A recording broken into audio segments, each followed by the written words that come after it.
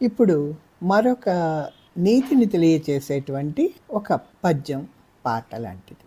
కాకి కాకి కడవల కాకి, కాకి నోట్లో దీపం పెడితే, దీపం కాస్త దిబ్బలో కొడితే, దిబ్బ నాకు గడ్డి ఇచ్చే, గడ్డి తీసుకెళ్ళి ఆవుకు వేస్తే, ఆవు నాకు పాలు ఇచ్చే, పాలు తీసుకెళ్ళి పంతులకిస్తే, పంతులు నాకు పద్యం ఇచ్చే, పద్యం తీసుకెళ్ళి మామాకిస్తే, మామ నాకు పిల్లనిచ్చే, పిల్ల పేరు మల్లె మొగ్గ, నా పేరు జమీందార్.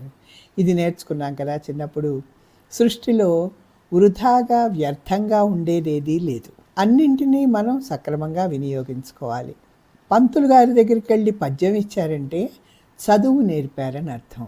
అంటే మనిషి, ఒక వ్యక్తి విద్యావంతుడైతే కనుక అతనికి మంచి కుటుంబము లభిస్తుంది, మంచి జీవితము, రాజభోగాలు అనుభవించవచ్చు అని తెలియచేసేటువంటి నీతి మనకి ఈ పద్యంలో కనపడుతుంది కదా.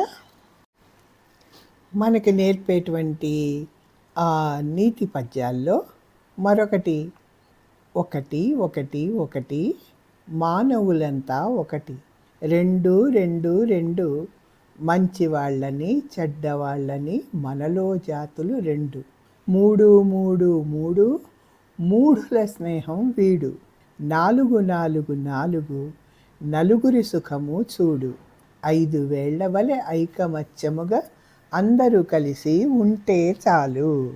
ఇది కూడా మనకి ఒక ఐకమత్యం, దాంతోపాటు సంఖ్య తెలియచేసేటువంటి ఒక చిన్న పద్యం.